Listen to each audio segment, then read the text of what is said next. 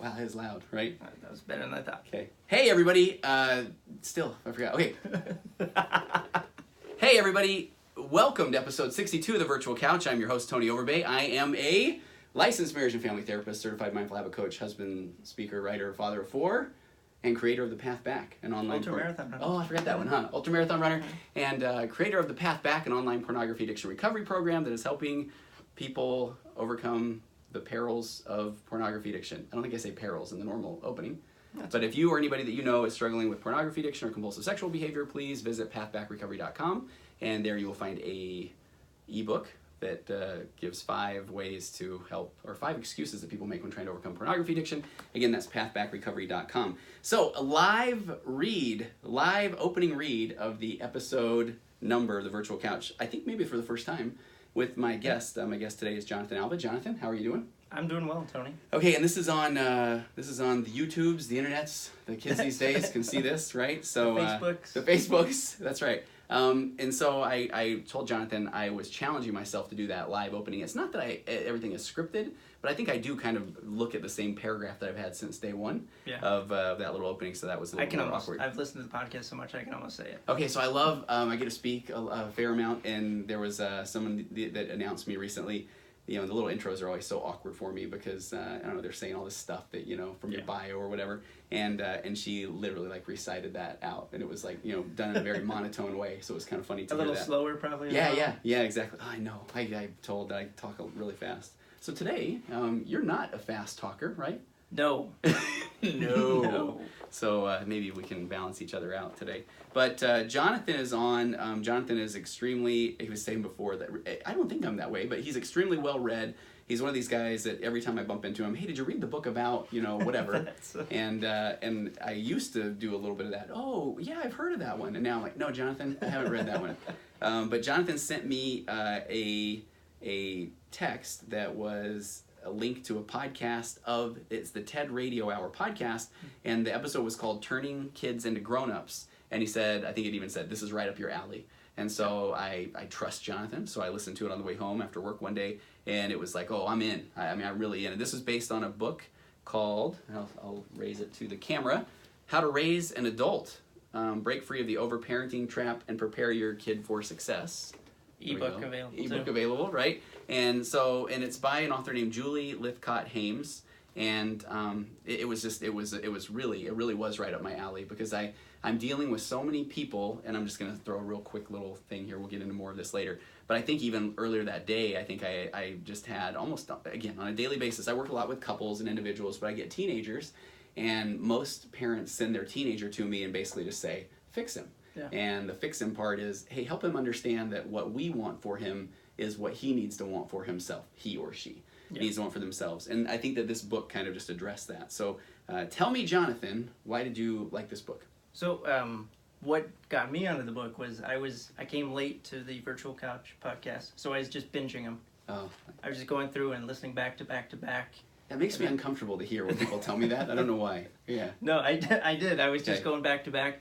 And I think it was the one about like how to talk to your teens. Yeah. And I've got 3 kids, and one is 11-year-old, and it's getting to that scary part of having a teenager. So I'm having to deal with that myself. Okay. So you're paying my own keen attention. Yes, my own mortality and probably part in that in there as well. But I'm like, do I really have a child that old? And what's the next steps? And then at the bottom, you know, of the feed, I happen to listen on an Apple device, but at the bottom it says, other podcasts you might like. Oh. TED Radio Hour happened to be there, and that was the one that was out. Okay. It was How to Raise an Adult. I can't remember the title of the podcast. Turning Kids into Grown-Ups. That's right. Yeah. So when she was one of the speakers that was there, and I was like, I've got to get a hold of that book. Yeah. It's like right what I'm thinking that needs to be done. And her background, so Julie Lythcott-Haims has served as Dean of Freshman and Undergraduate Advising at Stanford University, where she received the Dinkelspiel Award for her contributions to the undergraduate experience. She holds a BA from Stanford University, a JD from Harvard Law School, an MFA in Writing from California College of Arts, member of the San Francisco Writers Grotto, resides in the Bay Area, husband, 2 teenagers, and a mother. But, so, I mean, very well-credentialed individual. Extremely well-credentialed. But I think part of what I love about this book is that she is well-credentialed, but she says that you don't have to be that well-credentialed to be successful. Yeah. And she definitely points out where there are other people that have not gone to Stanford. And she even talks very openly and candidly about, if I was to apply to Stanford now, I don't think I'd get in. Oh. And she's very open about that. Okay. So I really enjoyed that part of her experience, and she was willing to share that so openly. Okay.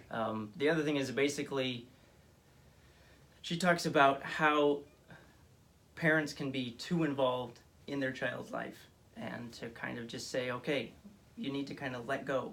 You're raising an adult, you're not raising a child. Yeah. And I think that's another kind of poignant part about the book that I really enjoyed. She talks about the new free-range movement that's kind of going on. Okay.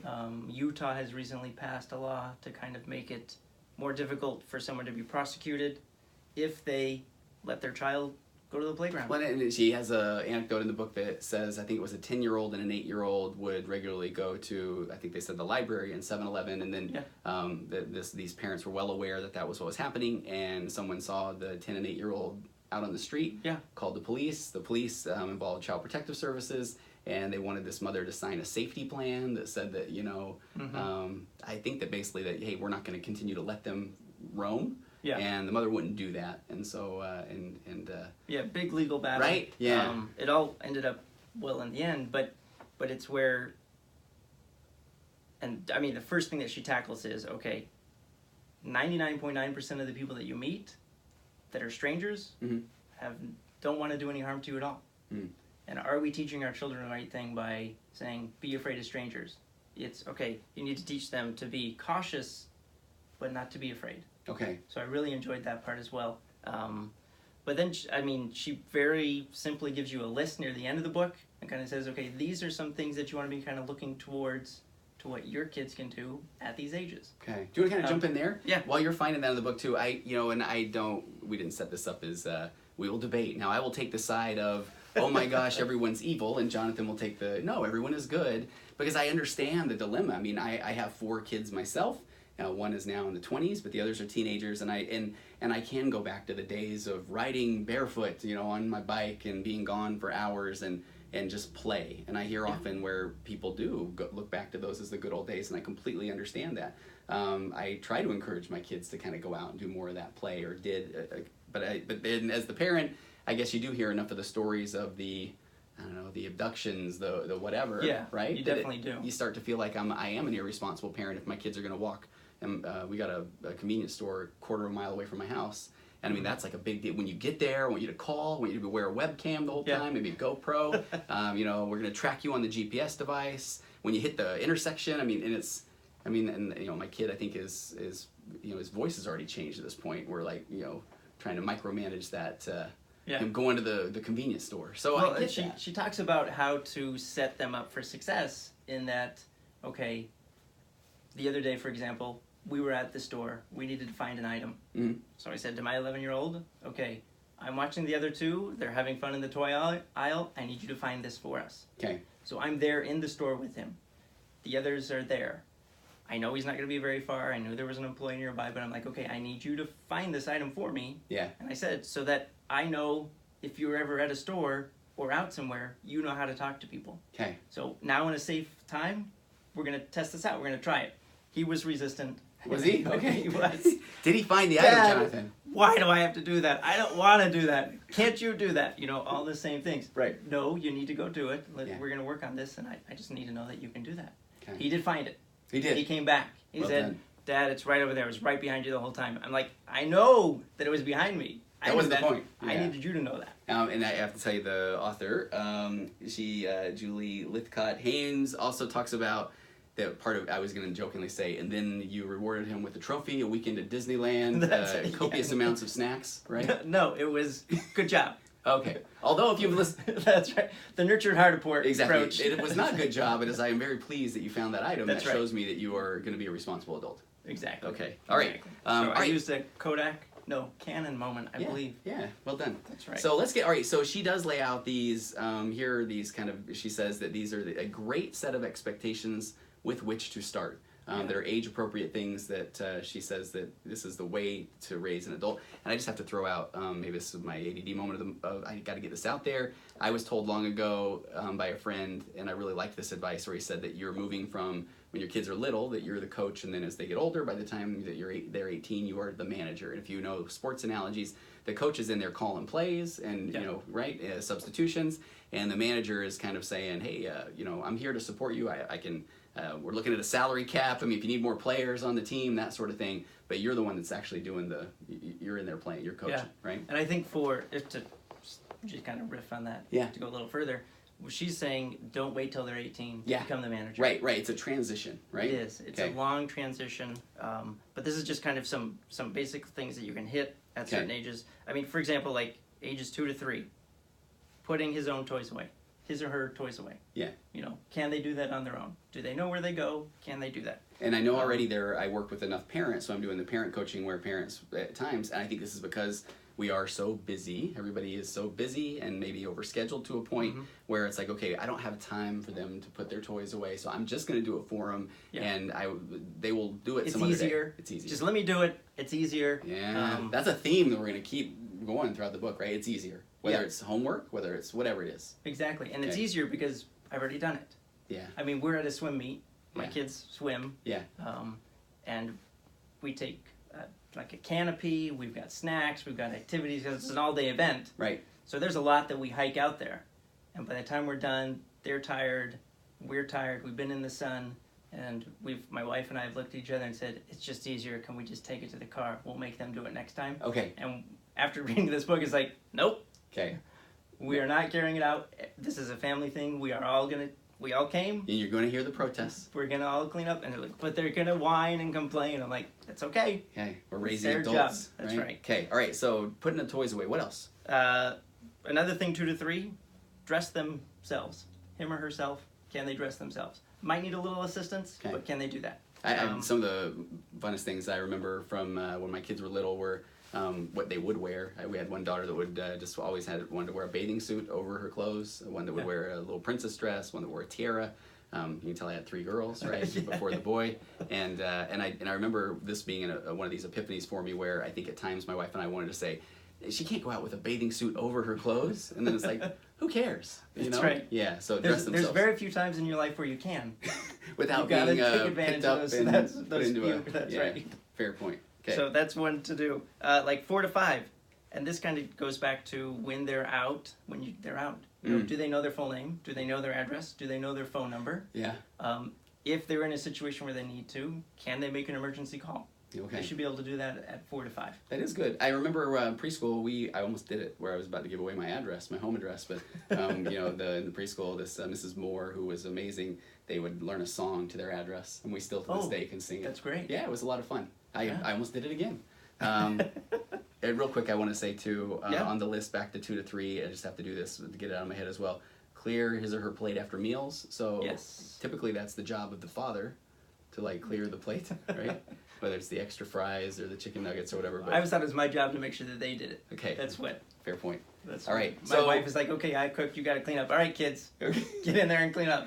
Well, and I would say that's the part where the dad eats the food. I don't know if you see where I was going there. And then the dad puts on the weight. I mean, that's kind of the struggle that we had in my family. But so knowing how to make an emergency call. Then I like this to simple cleaning chores. You don't have to have them scrubbing the toilet bowl or with a razor blade to get the lime ring off. Yeah. Dusting. But it could be dusting. It could be, my kids love to wipe down the mirrors in the bathroom. Okay. They do a really horrible job at it. Okay. In the grand scheme of things. That's right. They're learning that skill. Okay. But yeah, it's just those kinds of things. Brush teeth, comb hair, and I know here's a lot of ones that people struggle with, especially fathers of daughter or parents of daughters. That if their hair is not perfect, that is some reflection on the parent, right? Yeah. My poor daughter. Did you brush it yesterday? Is this like a daily thing you got to do? Right. Same with brushing teeth, right? Yeah. That one I'm a little more. You got to do that one, but the hair, that's not so much. And then, and then helping with laundry chores. I love that, right? And putting clothes. So what we do away. is we have them separate. Uh-huh. Okay. This is where these clothes go here, these go here. All right. Now we're gonna go through and clean them, and they take their turns. Okay, the oldest one, you go out, put it in, get the laundry soap in. Okay, the next one, you're going to help move it over to the dryer. But they can work together, and it's, all right, these are the clothes, and they got to be done. Yeah.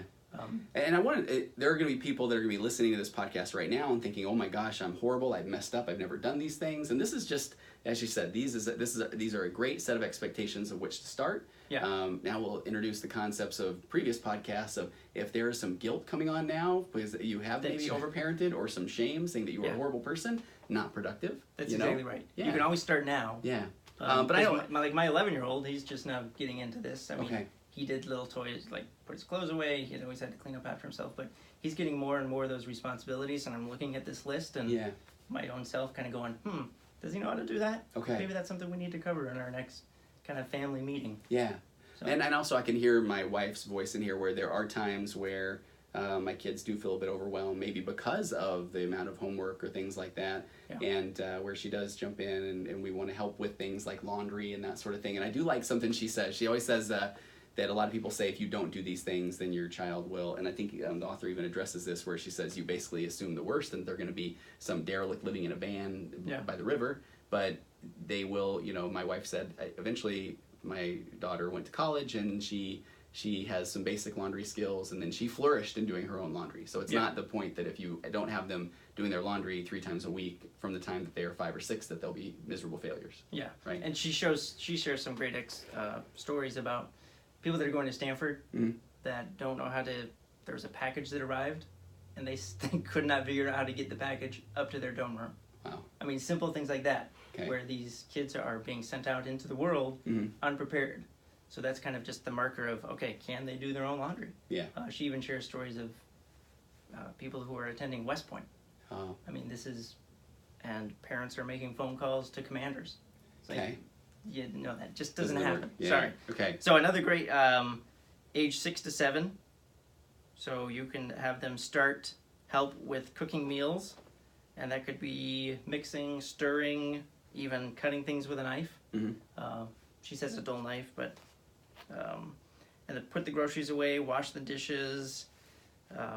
By 8 or 9, fold the clothes. Learn simple sewing. That's something I actually need to do as well. Yeah, I can't do that. Still can't. As an adult. Yeah.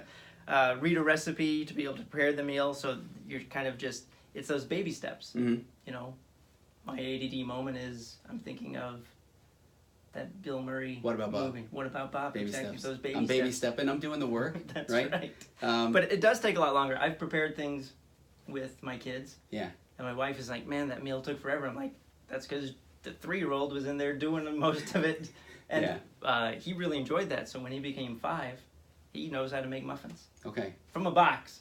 But he's like, okay, Dad, we need 2 eggs. Where's the oil? He's out there. He's doing it. Not that we're sponsored by the muffin industry, but I mean, I was thinking that same thing. Muffins were a weekend thing that I loved to do, and my kids, it was set them up on the counter, and we made muffins. Yeah, that was the thing we did. They can cut the bag open. They can pour it in. All those things. Yeah, it was good. Yeah. And then 10 to 13, staying home alone, going to the store and making a purchase by himself or herself. Change their bed sheets. Use the washing machine. So not just get the clothes in there, but what setting do we go to? Yeah. How long do we dry this? Read labels, iron clothes. I need to train my mind to do that. And that was a funny one too. That was about the age that I was living downstairs in the home that I grew up in. My parents had kind of finished the basement. I had my room down there. The laundry was down there, and I learned to do my own laundry, and I actually learned to iron. And to this day, ironing is something that is very therapeutic to me. Oh. Yeah. I love just kind of, you go with something that's wrinkled, and then now it's all smoothed out. So I still, at times, I do appreciate. I sound like I'm the Rothschilds. From time to time, Jonathan, I enjoy doing my own laundry. That's right. In particular, the ironing, if you can imagine. That's right. I still hand it off to the butler to put it back on the. What do they call them? The hanger? The hanger. Yeah, but I do enjoy the ironing at times. Mow the lawn. That was a good one, too. Yes. And my son is getting big into this. So that he can purchase items for Fortnite. People that are listening will get that one. Yeah. Okay. Yeah. So, actually, mowing the lawn, that was funny.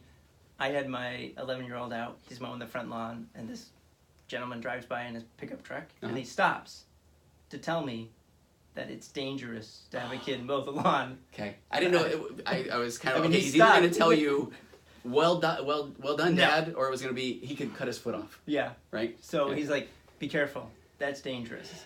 Okay. Like, okay. So, I mean, that was, he took time out of his day Yeah. to stop his travel to let me know that was Say, dangerous. hey, don't raise him as an adult, right? That's it. Yeah. Okay. So I thought that made me chuckle, Yeah. especially after reading. Right. Yeah. Okay. 14 to 18. 14 to 18. There we go. More advanced skills. Yeah. Let's Because see. now they are preparing to enter adulthood. Fill a Yeah. car with gas, air to change a tire, understand medicine labels, dosages, Yeah. and then I love the interview and get a job. I'm dealing with it's summer as we record this, and I work with a fair amount of teenage clients, and I will tell you this is a pretty fascinating one, the interviewing for a job. Because there are I'm running into a lot of parents that are saying, hey, go get a job. And then basically at that point, kids like, I don't know what to do. Mhm. And then parents saying, okay, let's go get you the applications. I will help you fill them out. Exactly. And now And that's what she talks about in here. Okay. Is these kids that are arriving to Stanford, or even afterwards, Mm-hmm. they've graduated. They've done the degree that their mom or dad says that you need to do. You need to become an economist. Yeah. Even though they want to That's- do something in arts or Yes. theater or, and then now that they've got this degree that they didn't want, now you need to get a job, and this is where you're going to apply. Yeah. And then when that child then complains to the adult and says to the parent, says, oh, my boss is writing me really hard, or this is going on, that parent is then picking up the phone and calling. Yeah. And she shares a great story of a gentleman who got into this very prestigious finance firm. The parent called the next morning. He was met in the lobby with all his stuff from the desk. Oh, So here's your box. that's You're gone. all the security guard would say is, talk to your mother. Oh, boy. Yeah. And he's thinking, I don't want to talk to my mom, right? So I mean, it can be these things can have real Yeah.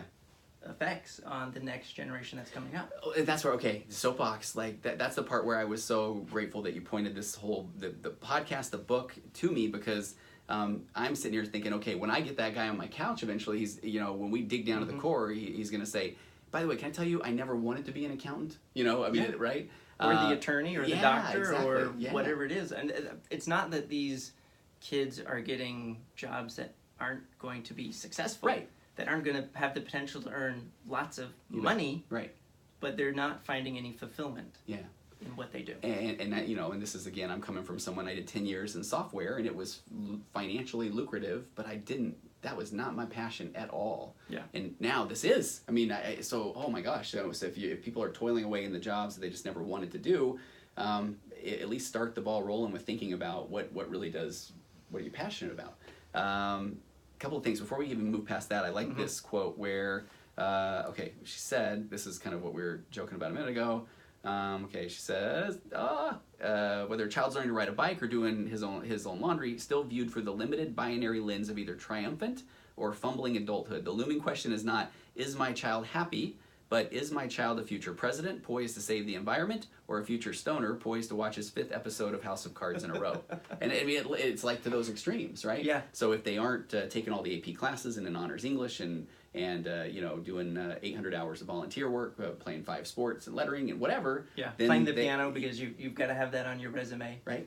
If they aren't doing that, Application. then they are these. Of course, they are then headed to become this future stoner poised to watch 5th episode House of Cards. And if they are doing all those things now, future president. I don't care if you're not happy. I wasn't happy as a child either. They will. You'll hear from your parent, right? Yeah. That's part of being. That's part of life. And we're trying to. I don't know. We're trying to debunk that myth. Yeah. Right. Yeah. Okay. It's I think when they're learning to do those activities, it's okay for them to fail. Yeah. It should be a safe place for them to fail. Yeah. Because you're there to then pick them up. Mhm. And like I'm gonna go back to when your kid calls and says, "Hey, my boss is driving me nuts." Mm-hmm. That's great. What are you gonna do about that? Yeah. How do we solve this problem is the question. Not pick up the phone. Hey, my kid's working too hard. You need to give him some time off. Right. Basically, like it's say no more. I'm on it. Right. Mhm. Yeah. Okay.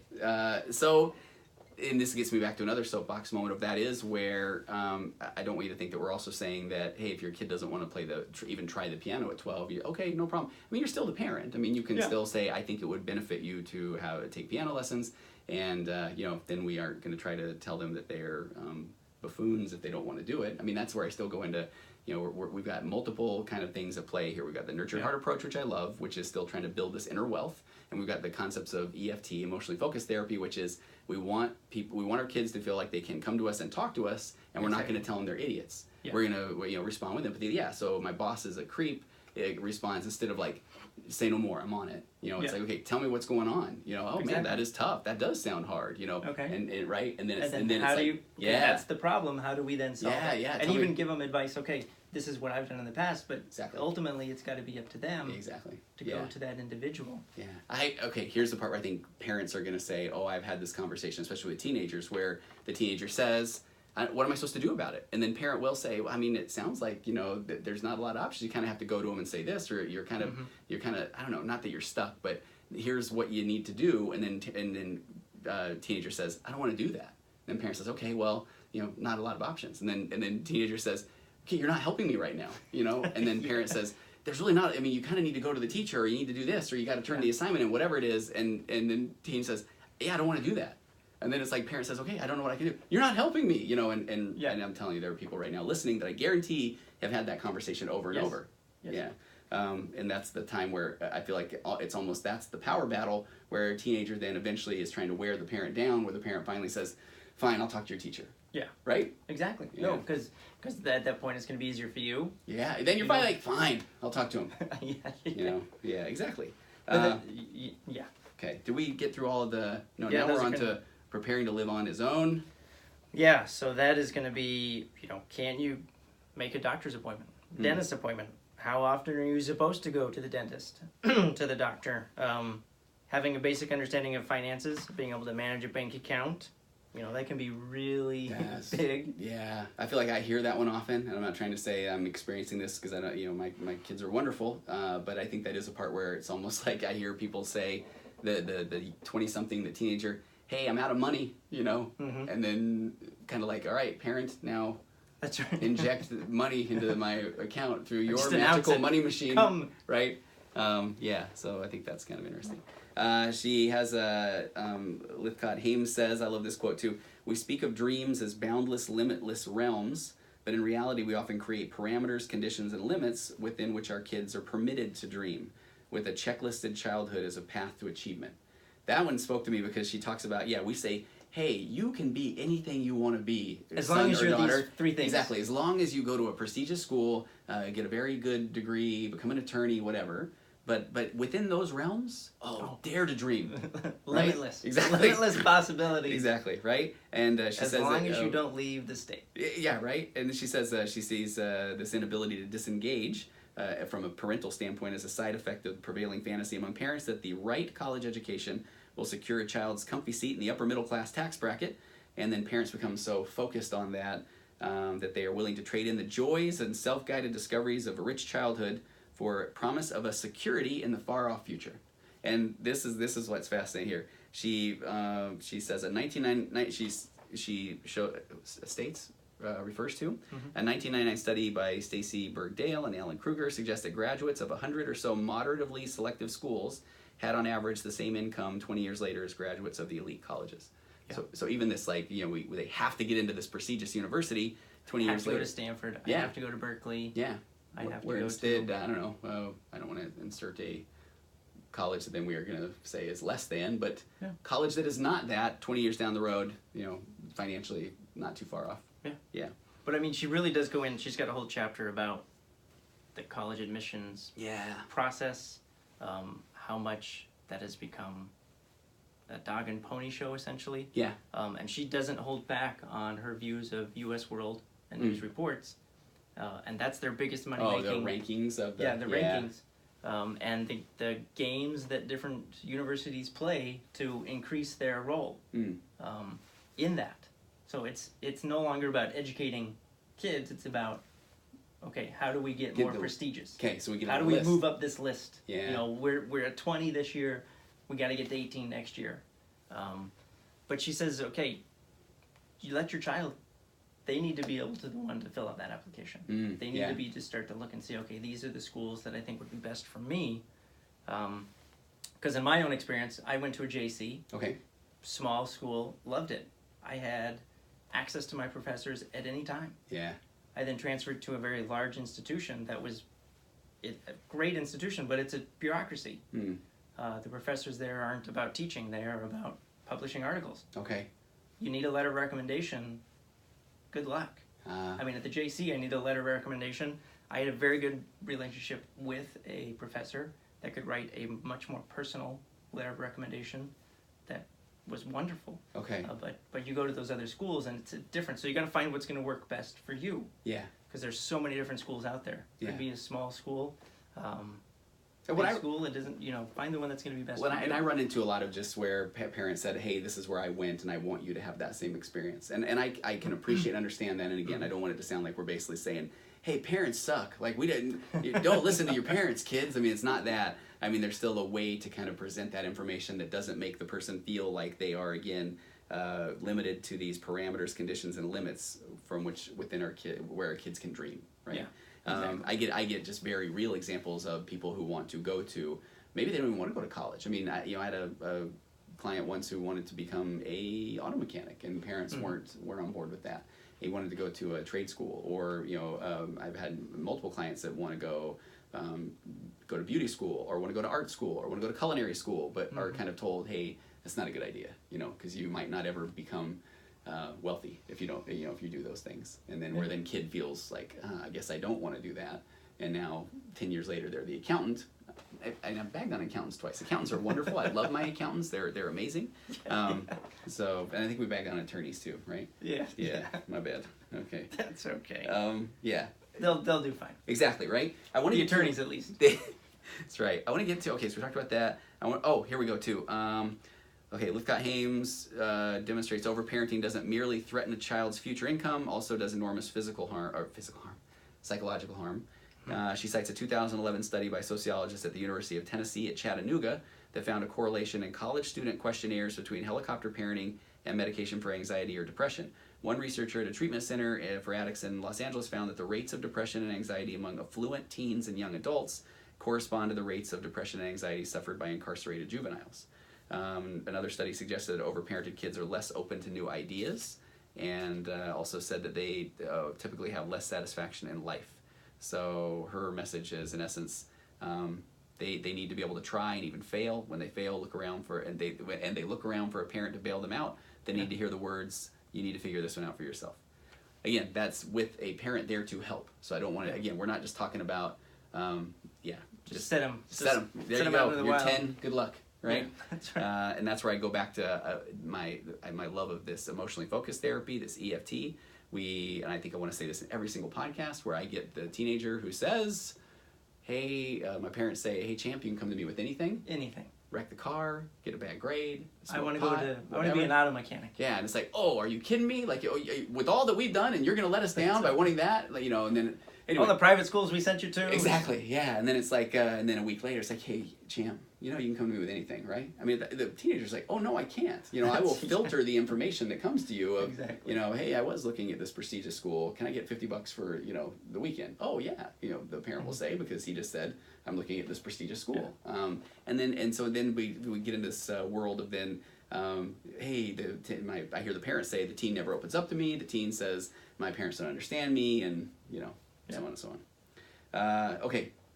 I think something that's great in there as well, just to kind of continue on this, is that Appendix A is essentially the 2016 undergraduate, so Harvard Law School. These are the different schools that have been admitted to Harvard Law School, which is a very prestigious law school. I see what you're saying. So there are schools, big and small, I mean, just quickly, because they're in alphabetical order. Yeah. Boise State, Boston College,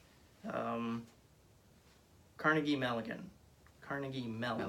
Some of these I've never heard of. Center College? Yeah. Clark Atlantic University. Go Clark Atlantic. That's right. Shout out to the Fighting. I know, I was going to make that up too, right? I have no idea. What else? But I think your point being that, I mean, it's Oakland University, Oberlin College, Hofstra. The list just isn't Stanford, Yale. Yeah. It's just not the Ivy League, and then maybe a couple of UCs or, something like that. Yeah. But it's from everywhere. McGill University, I mean, they're letting Canadians. So, I mean... I want to see if my alma mater is here. University of... Hold on now, Jonathan. University of... No. There usually is, though. Okay, So University for of Utah. 2016. Yeah, 2016. No one from It the might University of not- Utah got into... Not for 2016. Okay, But fair enough. there, I mean, I've looked at those lists in the past. Yeah. And there generally is. I mean, but you've got Brigham Young University, Tulane, San Francisco State University. There we go. Okay. So yes, you do not have to have gone to a prestigious college to get into Harvard Law School. Yeah. Okay. But even then, even if you do get into Harvard Law School, that isn't an indicator of you're going to be successful and happy in life. Yeah. But I think she's just trying to say, okay, to be able to do what you want, you don't have to be horseshoed into these Yeah. this small little elite Yeah. place. One of my favorite quotes or sections, and I booked it, I'm going to read a couple paragraphs here. She says, this is letting go of perfect. In addition to lingering concerns about safety, one of the hardest aspects of letting our kids do the stuff of life for themselves is giving up on an ideal of perfection that we can most likely achieve, but our kids most likely can't. For example, sometimes, and this is her, I cringe at how my kids have loaded the dishwasher. She says, but I know that if they open it the next day when it's clean and see that I secretly realigned everything, they'll be crestfallen. The better approach is to wait until the next time we're at the dishwasher together, tell them that lining up the dishes neatly leads to cleaner dishes, and demonstrate how. Allowing freedom within limits to try and fail and get better is the only way children or anyone will ever learn how to do things for themselves. Perfectionism is not only the enemy of the good, it is the enemy of adulthood. Whew, right? Yeah. So, but that part at the beginning where she says, we are letting go of the stuff that if we let kids do what they want to do or pursue their own dreams or passions, that we are giving up on an ideal of perfection that we can most likely achieve, but our kids most likely can't. I hear so often this mentality from a parent of, here's how I did it. You know, I did this, I worked this hard, I had 8 jobs, I walked uphill, all these things, and so my child needs to do that as well. Yeah. Which in reality, I mean, the fact that the parent did that, which is amazing, and we're not taking away anything from how hard a parent worked based on especially the situation that they came from, but I mean, there is a bit of a, hey, parent worked that hard to be able to give child a lot of these different opportunities. So they're not going to have maybe that same drive, and that's okay, right? But then learning how to work within those new parameters or new rules that we've created by giving our kids maybe more opportunity.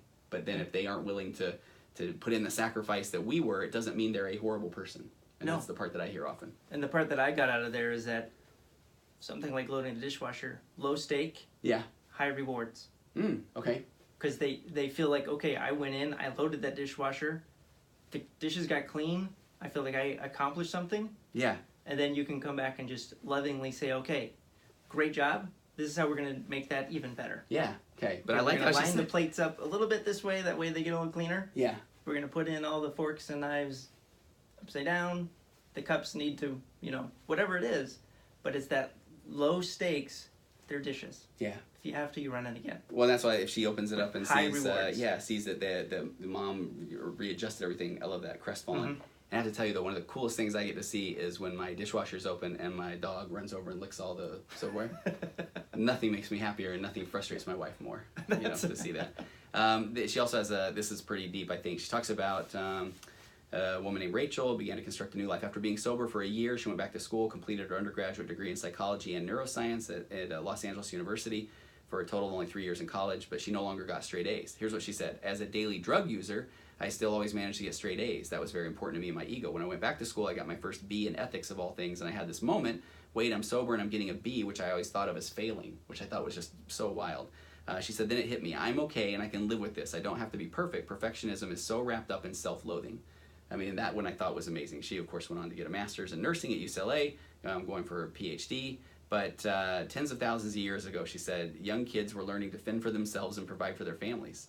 Today, everything is done for children. We're biologically programmed to want to fend for ourselves, to operate out of the survival mode, but the way we live now completely contradicts everything our genes have programmed us for. She says, I'm a big advocate for the idea that a lot of the unhappiness we experience comes from us not following our evolutionary path. When you start to learn how to do things at a young age, it gives you purpose, this idea that I can fend for myself. Yeah. Right? And yet we're we're taking that away. And I do want to say, I was going to say this earlier, this is that concept though where I think, again, not trying to vilify parents. When I hear people in the room say, hey, my parents were doing the best they can, I think this is a situation where they are. I mean, they maybe don't know or don't have the knowledge or the research or because they really do want their kids to succeed. Oh yeah. Yeah. No, I don't think any of these things are done maliciously. Yeah, You're not going back and fixing the dishwasher maliciously. You're right. Like oh, this show is how them, we do it, right? and yeah. they'll be able to get. But you've got to be able to. And I think the title is very deliberately picked. Mm. It's not how to raise children, how to raise an adult. Yeah. And that's got to start before they're 18. Yeah. Yeah. Or even if you're calling up their employer afterwards, it's got to stop at some point. Yeah. Hey, any additional thoughts or parting shots before we wrap this up? No, I mean, I really enjoyed the book immensely. Yeah. I know it's changed the way that I'm going to parent in the future, and I've sent out that TED Talk to, I mean, it just wasn't you, Tony, sorry. But I shared it with more, sorry. Really? I didn't want to put that I thought on this camera, was like, all I thought about was sharing this with my friend Tony. I thought that was it. Said you blast this out to about 20-something people? Huh? That's it. Are you on their podcast, Jonathan? Is that it? Huh?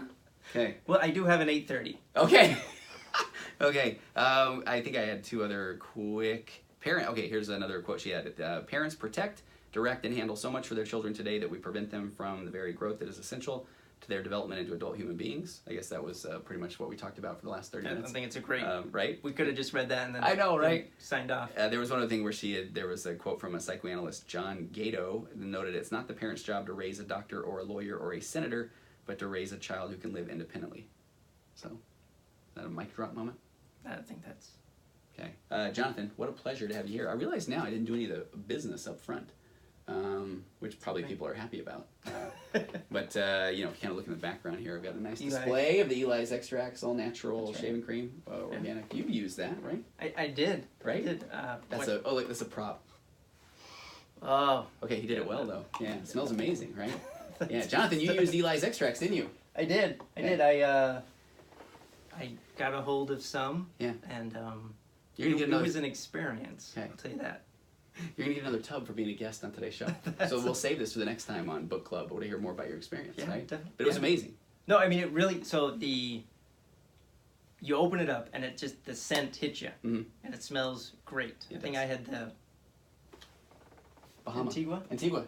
Lime, key lime, and peach. Yeah. Right? So, I mean, it's very fruity. It smells great. Mm-hmm. It's got the consistency of like cream cheese. Yeah, there's actually an old photo where I put it on toast and I literally did eat it. Yeah. I had to get myself convinced that it probably isn't bad because it's all natural, organic, and all this stuff. Yeah. But I guess you're not really supposed to eat it. Yes. Well. My bad. Yeah. So I mean, I felt like I was buttering a bagel. Yeah. Spreading it on feels the bagel. That way. Yeah. So I got a hold of this stuff and I don't have much facial hair. I mean, this is probably a week and a half. Okay, I was going to say a week and a half. I should have said it out loud. Okay. It's not, so I'm in there, and my wife is like, what are you going to shave? She said, do not shave your legs. I don't care what you do not shave your legs. Okay. So I chose to shave my chest. That a kid? So... For the listening audience, Jonathan's now taking off his shirt. Jonathan, put your shirt back on. So I'm spreading cream cheese on my chest. And by this time... The whole family's in the bathroom now. Okay. It just can't be me in there. No, heaven forbid that. Sure, no. Right. So I'm in there, and my kids are like, Dad, what are you doing? You got cream cheese on your chest. Sure. I'm like, no, it's Eli's Extracts, kids. Essential oils are being penetrated into my skin right now. They're weeping. I mean, they're right. No, okay. It was okay. Touching. No, I mean, it really was. And then I really loved that afterwards because you shave your chest, and that is itchy for days. I've never done it. I can't lie. It's like, I just found I didn't even know. Subconsciously, I'm sitting here going, okay. And my wife was like, does your chest itch? I'm like, apparently, because I didn't even know I was doing it. Yeah. But it was very soothing afterwards. Okay. To spread it on even. Yeah. And then I'm like, hey, we're putting this on your feet. Oh. So got the wife on the couch. Yeah. Rubbed it on her feet. I'm in. My wife and I we live for a nice foot massage. So, all right, there you go. There's the takeaway for today. All of this wonderful things about parenting plus Eli's Extracts can be rubbed into the ball of the foot. Spouse's heels. Heels. There you go. Love it. Use coupon code VIRTUALCOUCH, all one word, at Eli's-extracts.com for 25% off your entire order, up to $1 million. They're willing to give you up to $250,000 off of $1 million order. Yeah. Don't go above $1 million though. No. Don't get ridiculous. No, because then you're the discount's just being not greedy. as good. And then and also sponsored by Bloom for Women, so bloomforwomen.com, and which is an amazing site that is full of evidence-based, very, very strength-based material for any women who have been through any type of betrayal trauma, whether it's an emotional affair, a physical affair, just any type of betrayal trauma. There's so much work that has been done in the field of betrayal trauma, and so it is just very empowering. And so if you use Virtual Couch, you get a free month to behind the paywall, and it's only $10 a month actually after that too. So that's a wonderful site that a lot of people are getting a lot of healing from. But Jonathan Alva, thank you so much for joining me today. We're not on the couch, but on the Virtual Couch podcast. This was a blast. So yeah, now go have fun doing whatever other podcast you're doing with all your other friends who you sent the thing out to.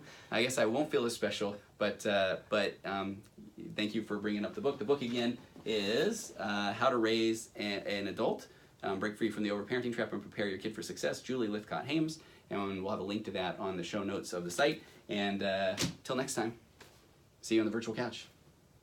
Thank you, Jonathan.